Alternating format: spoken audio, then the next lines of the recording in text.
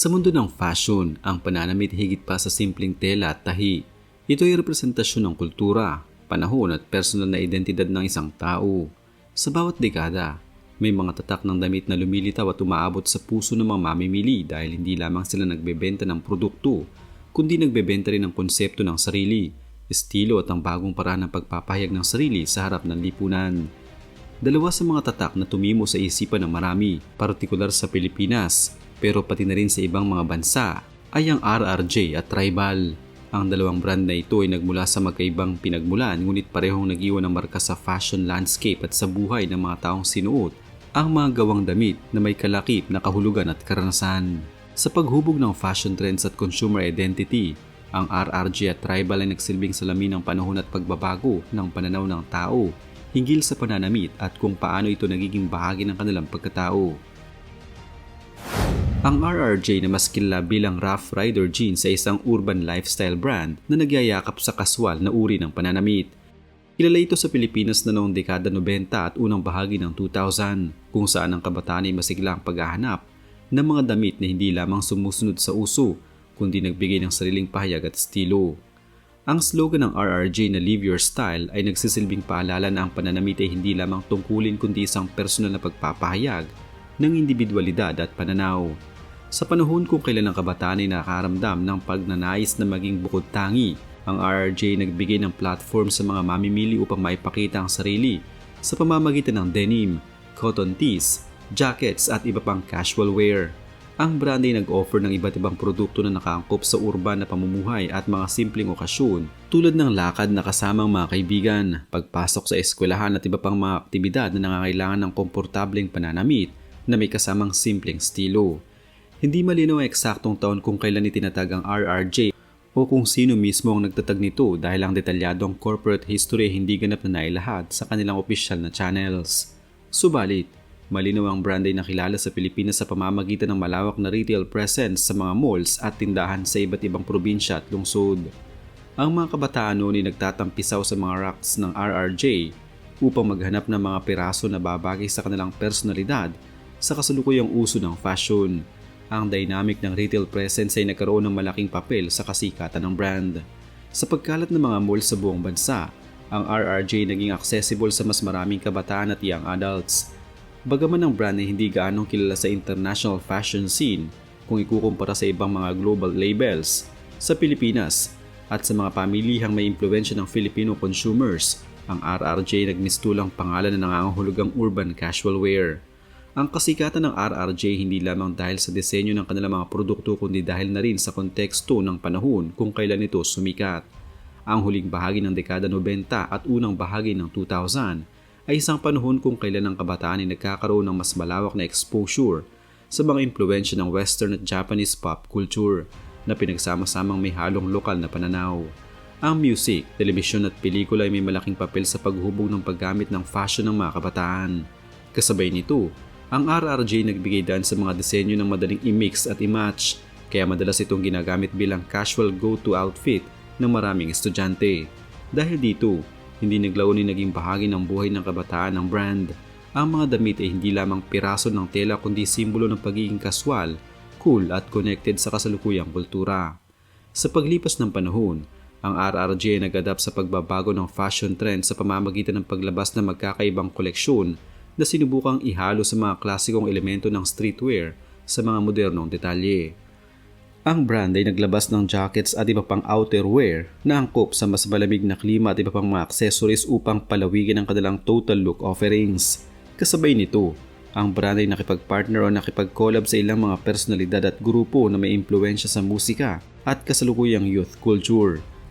Halimbawa, noong isang panahon, ay nakipagtulungan ng RRJ sa isang kilalang rap collective sa Pilipinas upang lumikha ng isang capsule line na nag-capture ng pagkakakilanlan ng musika at fashion. Ang ganitong stratehiya ay nagbigay ng dagdag na dimensyon sa brand at nagbigay daang mas maraming kabataan na makakita sa sarili nilang pagkakakilanlan sa mga produkto ng RRJ. Ang paglipas ng panahon ay may dalang mga bagong hamon para sa brand. Habang lumalago ang fashion industry at mas maraming international brands ang pumapasok sa lokal na merkado, ang RRJ nakaranas ng pagbabago sa antas ng kasikatan. Ang mga brands tulad ng Uniqlo, H&M at Zara ay nagdala ng mas modernong disenyo at malawak na market appeal na naging malaking kompetisyon sa mga lokal na tatak. Dahil dito, marami sa mga kabataan ay mas piniling sumunod sa mga uso na dala ng mga global fashion labels na nagresulta sa pagbaba ng dominance ng RRJ sa mainstream fashion scene. Ito ay hindi nangangahulugang nawala ang brand, kundi nagbago ang kanyang papel sa fashion ecosystem. Marami pa ring loyal na tagasunod ang RRJ, ngunit ang dinamika nito ay mas mauugnay sa nostalgia factor ng mga tao na lumaki noong panahon ng kasikatan nito. Bagamat ito ay malakas na itinuturing bilang lokal na brand sa isip ng maraming Pilipino, may mga palagay na ang brand ay maaaring may mga bahagi ng produksyon na kinasasangkutan ng mga partner o supplier sa ibang bansa. Ito ay isang karaniwang practice sa fashion industry, kung saan maraming local brand ang nakikipag-partner sa mga international manufacturers upang makabuo ng kanilang mga produkto. Dahil dito, may mga debate kung dapat bang tukuyin ng RRJ bilang ganap na lokal na brand kung isinasaalang-alang ang kabuang proseso ng produksyon at supply chain. Samantala, ang Tribal ay isang American streetwear brand na itinatag sa San Diego, California noong huling bahagi ng dekada 80. Ang Tribal gear ay nagmula sa ideya ng mga founders na sina Bobby at Joey Ruiz na pagsamahin ng street, culture, urban art at fashion sa isang cohesive na label. Ang brand ay nag-offer ng mga produkto na puno ng bold graphics, graffiti-inspired prints at urban aesthetics na kakit-akit sa mga kabataan na bahagi ng street culture. Ito ay isang brand na matagal nang nauugnay sa hip-hop, skateboarding, urban art at iba pang subculture movements na naging malaganap noong dekada 90 at early 2000. Ang Tribal gear ay naging kakambal ng mga kabataang mahilig sa streetwear at urban identity dahil sa kanyang malakas na visual identity at pakikipag-ugnayan sa iba pang mga bahagi ng subculture scene. Sa Pilipinas, ang Tribal gear ay naging bahagi ng fashion consciousness ng mga kabataan noong panahon ng kasikatan ng urban wear. Ang mga jackets, oversized tees at bold print shirts na gawa sa Tribal gear ay madalas na makikita sa mga mall racks at tinatangkilik ng mga kabataang naghahanap ng kakaibang estilo na naiba sa mas konserbatibo o tradisyonal na fashion. Ang brand ay hindi lamang damit kundi simbolo ng rebelyon at personal na ekspresyon sa pamamagitan ng fashion. Dahil dito, maraming kabataan ang nagpakita ng interes sa Tribal gear noong panahon ng peak nito sa merkado. Ito'y nagbigay daang mas maraming taong makakita sa sarili nilang identidad at mga hilig sa pamamagitan ng estilo ng pananamit. Kaya naman ang brand ay nagkaroon ng matibay na presence sa streetwear culture sa Pilipinas.